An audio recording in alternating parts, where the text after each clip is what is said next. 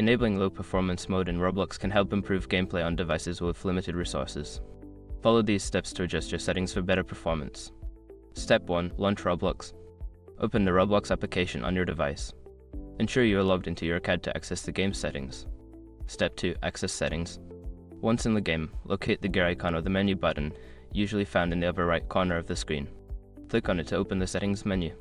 Step 3. Navigate to graphics settings. In the settings menu, look for the graphics tab. This section allows you to adjust various visual settings that can affect performance. Step 4. Adjust graphics quality. Within the graphics settings, you will see a slider or options for graphics quality.